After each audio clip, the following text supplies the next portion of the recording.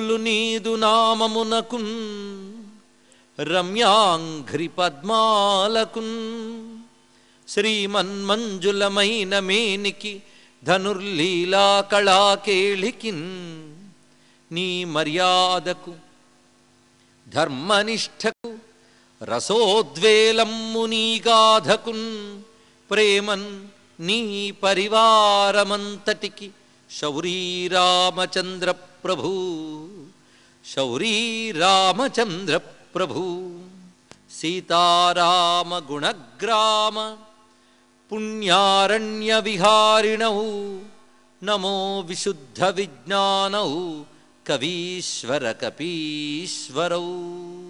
జాంబవత్ సుగ్రీవ హనుమత్ సీతాలక్ష్మణ భరత శత్రుఘ్న పరివార సమేత శ్రీ రామచంద్ర పరబ్రహ్మణే నమో నమః. రామాయణ అవతారిక ఘట్టాన్ని మనం చెప్పుకుంటూ వస్తూ ఉన్నాం. ఈ దివ్యమైన అవతారిక ఘట్టంలో రామాయణం ఎలా అవతరించిందో ప్రస్తావన జరుగుతున్నది. వాల్మీకి మహర్షి నారద మహర్షిని ప్రశ్నించాడు అనేది మనం వివరించుకున్నాం. 16 లక్షణాలు చెప్పాడు. ఈ 16 లక్షణాలు ఉన్నవాడు ఇప్పుడున్నాడా అంటే ఆ రోజుల్లోనే ఇన్ని శుభలక్షణాలు ఉండవాడు ఉండడం అరుదే. అరుదు గనకనే అటువంటి వాడు ఇప్పుడున్నాడా అని అడిగాడు.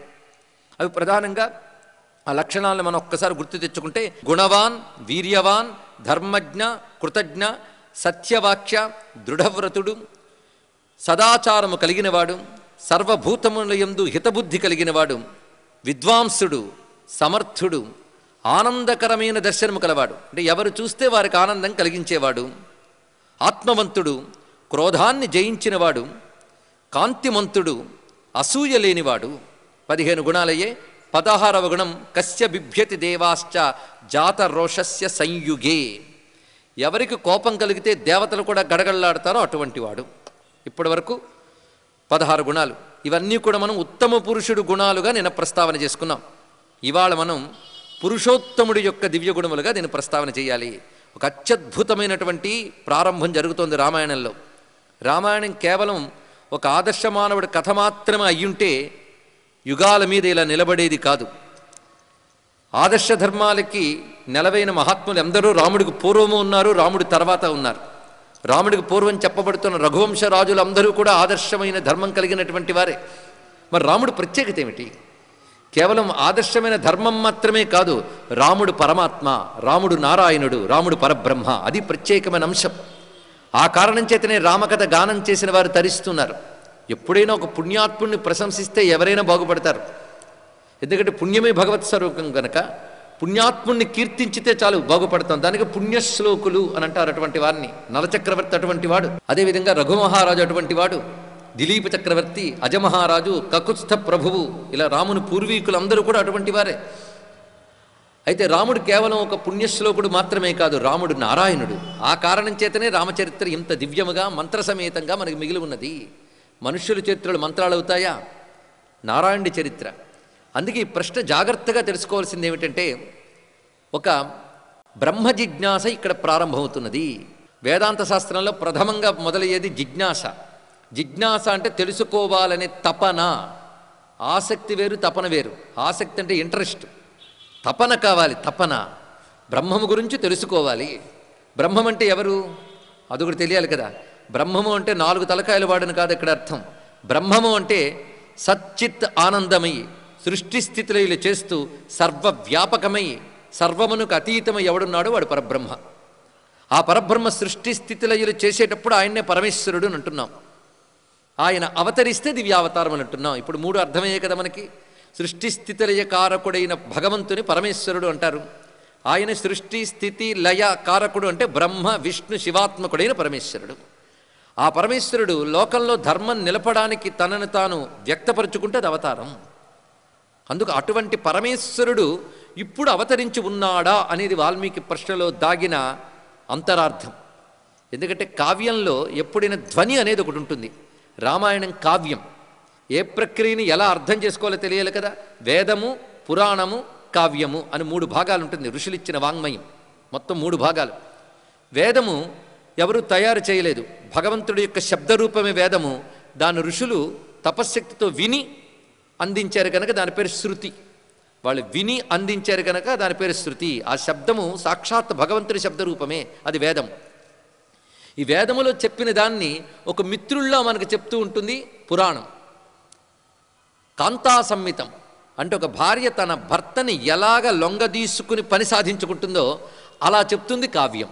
అందుకే వేదము ప్రభువులా శాసిస్తుంది, పురాణం మిత్రుల్లా నచ్చ చెప్తుంది, కావ్యము ఒక కాంతలాగా చక్కని అలంకారాలతో మంచి మంచి విషయాలతో ఆకర్షించి ధర్మం చేయిస్తుంది. మూడింటి లక్ష్యం మాత్రం మన చేత మంచి పని చేయించి బాగుపరచడమే లక్ష్యం.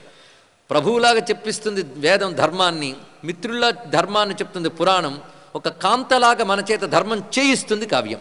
ఇప్పుడు రామాయణం కావ్యం, ఇతిహాసం, రెండు పేర్లున్నాయి ఇక్కడ. అందుకే రామాయణం మహాకావ్యం అనే వాల్మీకి చెప్పాడు. అందుకు కావ్యమని ఇతిహాసమని రామాయణాన్ని మనం చెప్పాలి. అలాంటి ఈ కావ్యాన్ని అందిస్తూ ఈ కావ్యము ద్వారా మనకి వేదము చెప్పిన ధర్మాన్ని చెప్పదలుచుకున్నాడు. అందుకు కావ్యంలో ధ్వని అనేది ఒకటి ఉండాలి అని శాస్త్రం చెప్తోంది. ఇక్కడ ధ్వని అంటే అర్థం బయటకోటి వినబడుతూ ఉంటుంది, లోపల ఒకటి దాగి ఉంటుంది. అది ఆలోచించిన వాళ్ళకి అది తెలుస్తుంది. అప్పుడు ఆ ధ్వని అర్థమైతేనే ఆనందం కలుగుతుంది. దాన్నే ఆలోచనామృతం అని అంటారు. సాహిత్యానికి ఆలోచనామృతం ఉండాలి. రామాయణంలో కూడా అలా బయటకోటి వినబడుతుంది, లోపలకు ధ్వనిస్తుంది. బయటకు వినబడేది ఉత్తమ ఆదర్శ గుణములు కలిగిన మహాపురుషుడు, లోపల దాగినది పురుషోత్తముడైన నారాయణుడు. అందుకే ఇంతవరకు మనం చెప్పుకున్న అర్థాలు ఇప్పుడు చెప్పిన ఈ గుణములన్నీ కలిగిన మహానుభావుడు అంటే ఉత్తమ ఆదర్శ పురుషుడు ఇప్పుడు భూమి మీద ఉన్నాడా అని అడుగుతున్నాడు. అది ప్రతి పదానికి మనం అర్థం చెప్పుకున్నాం గనక ఉత్తమ గుణములు కలవాడు. ఇప్పుడు వీటిలో భగవద్గుణాలు ఎలా ఉన్నాయో పరిశీలిద్దాం.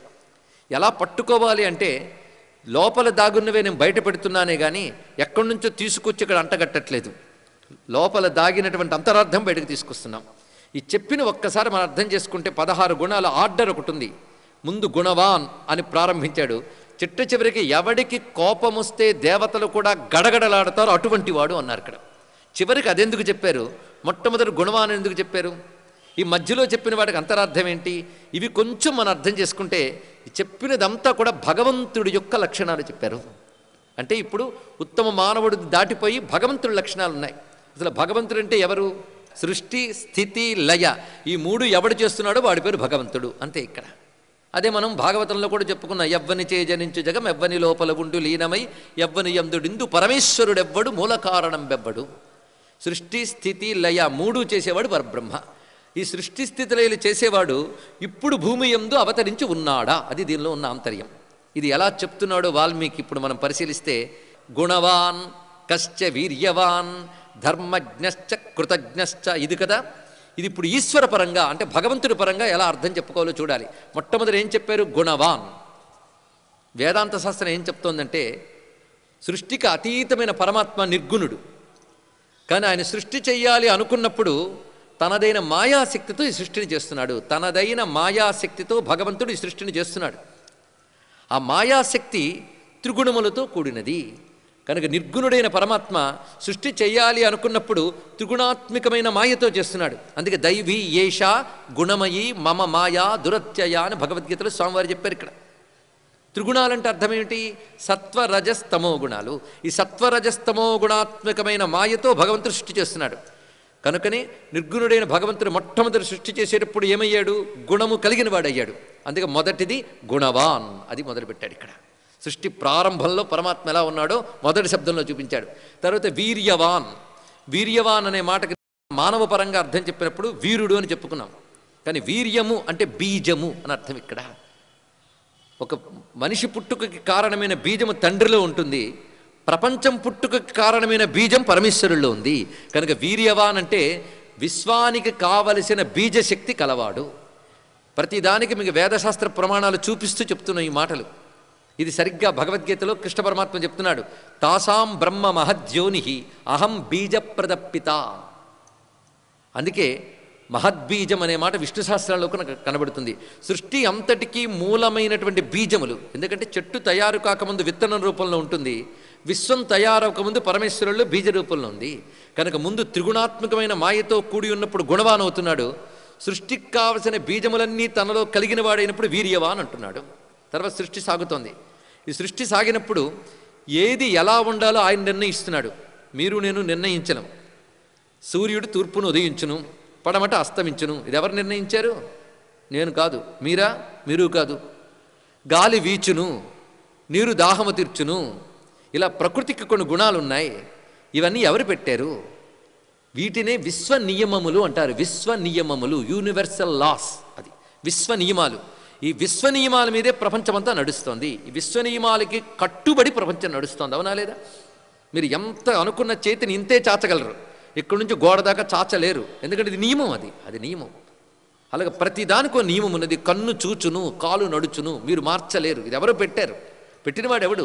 ఈ విశ్వ నియమములకు పేరే ధర్మము. ధర్మం అనగా విశ్వ నియమము. ఈ విశ్వ నియమాలన్నీ తెలిసినవాడు.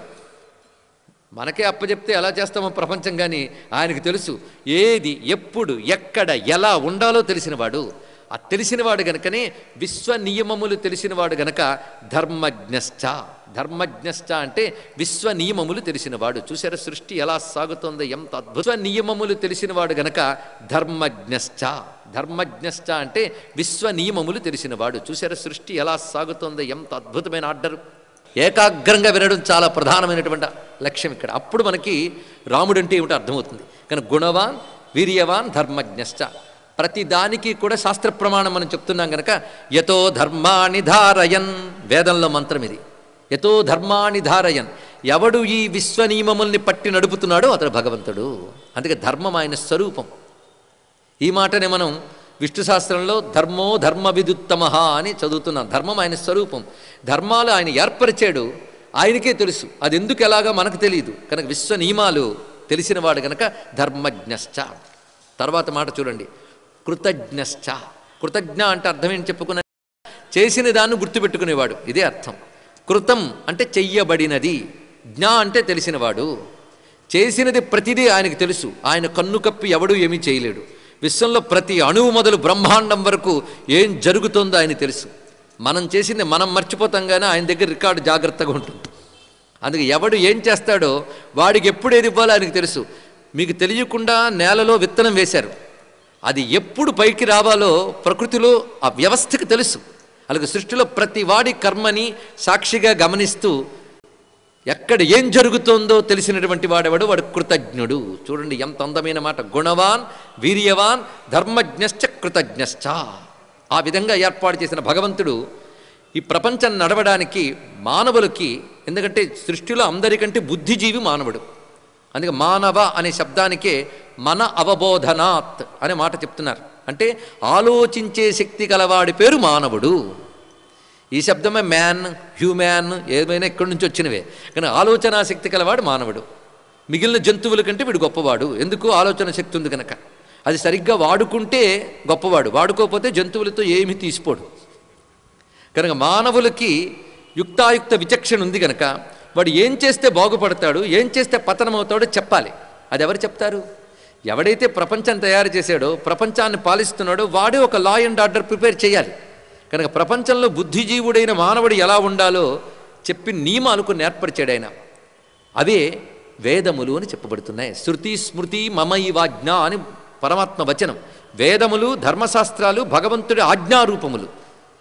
ఒక రాజు పాలన చేసేటప్పుడు కొన్ని నియమాలు పెడతాడు, దాన్ని అనుసరించి ప్రజలు నడుచుకుంటే బాగుపడతారు, దాన్ని తప్పితే దెబ్బతింటారు. అలాగే భగవంతుడు కూడా మనం అనుసరించవలసిన ఒకానొక శాసన రూపమైన వాక్యాలను చెప్పాడు ఆయన. ఆ వాక్యముల పేర్లు వేదము. ఎందుకంటే వేదోకిల ధర్మమూలం. మానవుడు ఎలా ఉండాలి, ఎలా ఉండకూడదు చెప్పేదంతా వేదమే. అయితే ఆ వేద ధర్మము ఇవాళ ఒకలా రేపోలా ఉండదు, అది ఎప్పుడు ఒకేలా ఉంటుంది. ఇది తెలుసుకోండి. హిందూ ధర్మానికి మరొక పేరు సనాతన ధర్మం. సనాతన ధర్మం అంటే శాశ్వత ధర్మం, ఎప్పుడు మారని ధర్మం. మారిపోది ధర్మం. మన ధర్మం శాశ్వతం. ఎంత శాశ్వతం అంటే సూర్యచంద్రులు ఎంత శాశ్వతం అంత శాశ్వతం. అందుకే దీని సనాతనం అంటే నిత్యం, శాశ్వతం అయినటువంటి ధర్మం. అది ఇప్పుడు మారదు గనక దానికి మరొక పేరు సత్యం. ఈ సనాతన ధర్మానికి ఆధార గ్రంథం వేదం. ఆ వేదములు ఉన్నది మనకు చెప్పడానికి వచ్చిన పురాణములు, ఇతిహాసాలు, ధర్మశాస్త్రాలు, మంత్రశాస్త్రాలు ఇవన్నీ కలుపుకుని హిందూ మతం యొక్క గ్రంథరాశి. కనుక ఈ వాక్యములన్నిటికీ మూలమేది వేదము గనక వేదములో వాక్యము ఎప్పుడు తప్పదు గనక దాని పేరు సత్యము. ఈ సత్యమైన వేదము ఎవరి స్వరూపము? ఆయనే వేద రూపముగా వచ్చాడు. అందుకే చెప్పుకున్న శబ్ద బ్రహ్మం వేదము. వేదము భగవంతుడి యొక్క రూపము. అవి సత్యస్వరూపములు వేదములు. ఈ మాట మీకు విష్ణు శాస్త్రంలో కూడా వేదో వేదవిదవ్యంగో వేదాంగో వేదవిత్కవి అని అంటున్నాం. వేదం ఆయన స్వరూపము. ఆ వేదములు సత్యవాక్యములతో కూడినవి గనక ధర్మజ్ఞుడు కృతజ్ఞుడు అయిన భగవంతుడు వేదరూపముగా లోకాన్ని నడిపిస్తున్నాడు గనక సత్యవాక్య. తర్వాతి నామం చూడండి, భగవంతుడి పరంగా అర్థం వస్తుంది. సత్యవాక్య దృఢవ్రత. చాలా తర్వాత గొప్ప మాట. విశ్వ నియమాలు ఇటు అటు తప్పిపోకుండా నడుపుతుంటున్నాడు, దృఢంగా నడుపుతున్నాడు ఆయన. అంతేగాని ఆ రోజుల్లో అలా ఉంది కానీ ఇవాళ అలా ఉండదండి అనడానికి లేదు.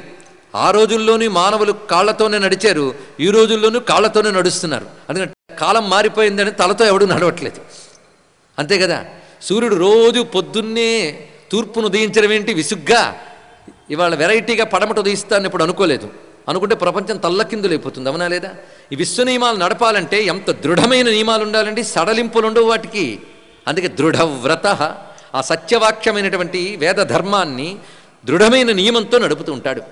ఆ నడుపుతున్నప్పుడు ఎవరైతే ధర్మాన్ని అనుసరిస్తారో వాళ్ళు ధార్మికులు, వాళ్ళు సత్పురుషులు, వాళ్ళని కాపాడతాడు, అంతే కదండి. రాజు తాను పెట్టిన ఆర్డర్ ప్రకారంగా నడిచే వాళ్ళని కాపాడాల్సిన బాధ్యత ఆయనది. ఎవడైతే చట్టానికి వ్యతిరేకంగా ప్రవర్తిస్తారో వాళ్ళని శిక్షించవలసిన బాధ్యత ఆయనదే. అందుకే రాజుకు రెండు బాధ్యతలు ఉంటాయి, రక్షణ, శిక్షణ. ఇప్పుడు జగదీశ్వరుడైన పరమేశ్వరుడు తాను చెప్పిన ధర్మం ప్రకారంగా నడిచే వాళ్ళని కాపాడుతాడు, ధర్మం తప్పిన వాళ్ళని శిక్షిస్తాడు. అది ప్రకృతి రూపంలోనూ శిక్షిస్తాడు, దేవతల రూపంలోనూ శిక్షిస్తాడు. కొందరుంటారండి బడా బడా అధార్మికులు, దుర్మార్గులు, పాపాత్ములు. వాళ్ళు ఎంత ముదిరిపోతారంటే వాళ్ళని ప్రకృతి శిక్షించడానికి అవ్వదు, దేవతలు శిక్షించలేరు. అప్పుడు వెళ్ళి భగవంతుని మొరపెట్టుకుంటారు. అప్పుడు ఆయన దిగివచ్చి అధర్మకుల్ని అణచి ధర్మాన్ని ప్రతిష్ఠ చేస్తాడు. ఎందుకంటే ధర్మం నిలబెట్టడానికి దృఢవ్రతం కదా. అందుకే పరిత్రాణాయ సాధూనాం వినాశాయ చ దుష్కృతాం ధర్మ సంస్థాపనార్థాయ సంభవామి యుగే యుగే. ఇది ఆయన ప్రతిజ్ఞ. ఆ ప్రతిజ్ఞ ఎంత గట్టిగా పట్టాడంటే దృఢవ్రతుడు అంత గట్టిగా ప్రతిజ్ఞ పట్టాడు గనక లోకంలో ధర్మం నిలబెట్టడానికి ఆయన ఏదో రూపంతో అవతరిస్తూ ఉంటాడు. అవతరించేటప్పుడు ఆయనకి చరిత్ర ఉంటుంది. చరిత్ర అంటే అర్థం ఏంటి? హిస్టరీ. చరిత, నడక, నడవడిక, నడత. అది అంటే ఆయన అవతరించి ఒక కథను చేస్తాడు. అవతరించాడంటే కథ. అవతరించి కొన్ని చెప్తాడు, కొన్ని చేస్తాడు. అదంతా కలిపితే చరిత్ర అనిపించుకుంటుంది. ఇప్పటి వరకు మనం చెప్పిన దాన్ని ఒక్కసారి మననం చేసుకోండి. సృష్టి చెయ్యాలనుకున్నప్పుడు త్రిగుణాలతో కూడి ఉన్నాడు గనుక గుణవాన్, సృష్టి బీజములు తనలో కలిగినవాడు గనుక వీర్యవాన్, సృష్టి నియమాలు తెలిసినవాడు గనుక ధర్మజ్ఞుడు, సృష్టిలో అణువు మొదలు బ్రహ్మాండం వరకు ఎక్కడ ఏది జరుగుతోందో తెలిసినవాడు, ఆయన కన్ను ఎవరు కప్పలేరు కనుక కృతజ్ఞ. వేదరూపమైన ధర్మాలను ఇచ్చినవాడు గనుక సత్యవాక్య. ఆ ధర్మాన్ని నిలబెడతాడు గనుక దృఢవ్రత. ఆ ధర్మం దెబ్బతింటే తిరిగి ధర్మాన్ని రక్షించడానికి అవతరిస్తాడు. అవతరించినప్పుడు చరిత్ర ఉంటుంది కనుక తరువాతి గుణం చారిత్రేణ చ కోయుక్త. అది వచ్చినది నేను చెప్పిన దానిలో. చారిత్రేణ చ కోయుక్త అంటే మంచి చరిత్ర కలిగినటువంటి వాడు. అంత సచ్చరిత్రతో ఎందుకుంటాడండి ఆయన? అవతరించవలసిన అవసరం ఏముంది? సర్వభూతేషు కోహిత, సర్వప్రాణులకి హితం కలిగించడానికి ఆయన చరిత్రని ధరించాడు. ఒక రాముడై, ఒక కృష్ణుడై, ఒక నృసింహస్వామి అయి, ఒక దత్తాత్రేయుడై ఇన్ని రూపములతో భగవంతుడు రావడానికి కారణం ఏమిటి? సర్వభూతేషు హిత, సర్వప్రాణికోట్లని తరింపజేయడం కోసం వచ్చాడు. చరిత్రలో గొప్పతనం ఏంటంటే భగవంతుడు అవతరించిన కాలంలో ఆయన ఆశ్రయించిన వాళ్ళందరూ బాగుపడ్డారు, అంతేనా? అవతారం పరిసమాప్తి చెందిపోయిన తర్వాత కూడా ఎవరు ఆయన స్మరిస్తున్నారో వాళ్ళందరూ బాగుపడుతూనే ఉన్నారు ఇప్పటికీ కూడా. కనుక ఒక అవతారం అవతరించిన కాలంలోనే కాదు తరువాతి కాలంలో కూడా తరింపజేస్తుంది. అది అవతారం గొప్పతనం. అందుకే ఆయన అవతరించిన దేనికి? సర్వభూతేషు కోహిత. అలా అవతరించిన అవతారం ఎంత అందంగా ఉంటుందంటే అవతారం పరిపూర్ణమై ఉంటుంది. ఎప్పుడైనా అవతారంలో లోపాలు ఉండవు. ఎందుకంటే భగవంతుని దిగి వస్తే లోపం ఉంటుందా అండి ఇక్కడ? అప్పుడు ఆయన ఎలా ఉంటాయంటే విద్వాన్, సర్వము తెలిసిన వాడి, సర్వజ్ఞుడై, సర్వశాస్త్రవేత్త అయి ఉంటాడు. అవతార లక్షణం విద్వాన్. అంతేకాదు అవతార కార్యంలో ఆయన ఇది చెయ్యలేడు, ఇది చెయ్యగలడు అని చెప్పడానికి లేదు. ఏదైనా చేయగలడు, ఆయన ఇష్టం. కర్తుం అకర్తుం అన్యథా కర్తుం అపి సమర్థ అంటుంది శాస్త్రం. ఏదైనా చేస్తాడు. కానీ అవతారం ధరించొచ్చాడు కనుక మనలాగే నామరూపాలతో వచ్చాడు కనుక పాపం ఆయనకి మనలాగే తక్కువ శక్తి ఉంటుందేమో అనుకోవద్దు అని ఏదైనా చెయ్యగలడు అవతారంలో. అందుకే విద్వాన్ తర్వాత నామం సమర్థ, తర్వాత సమర్థుడు, ఏదైనా చేయగలిగిన వాడు. ఆ అవతారం ఎలా ఉంటుందంటే కశ్చైక ప్రియదర్శన, చూసే వాళ్ళందరికీ ఆనందం కలిగించే అవతారం. ప్రతి అవతారం ఇప్పుడు మనకు తలుచుకున్న మనకు ఆనందం కలుగుతుంది. అందులో రామకృష్ణాది అవతారములు ఉన్నాయే, శత్రువులు ఎదురుపడ్డ వాళ్ళని చూస్తే ఒక్కసారి మెత్తబడిపోయేవారు. ఏదో శత్రుత్వం తెచ్చుకుని యుద్ధం చేయాలి కానీ రాముణ్ణి చూస్తే ఆనందించని వాళ్ళు లేడండి, చివరికి రావణాసురుడితో సహా ప్రతి వాళ్ళు. అందుకు రాముడికున్న లక్షణం ఏంటంటే ప్రియదర్శన, అదే ఆయన పేరు, ప్రియదర్శనుడు. రాముడికున్న పేర్లలో ఇదొకటి, ప్రియదర్శనుడు. రాముడు మానవుడు అన్నప్పుడు అందమైన వాడు కనుక అందరికీ హాయిగా ఉంటాడని, కానీ భగవంతుడు అందరికీ ప్రియదర్శనుడే, అందరికీ ఆనందం కలిగించేవాడే. ఉదాహరణకు చంద్రుడిని ప్రియదర్శనుడు అంటారు. చంద్రుడు ఎవరికి ఆనందం కలిగించాడు చెప్పండి? సూర్యుడు అనగానే తలెత్తి చూస్తే కళ్ళు మండుతాయి, చంద్రుడిని ఎవరైనా చూసి ఆనందిస్తారు.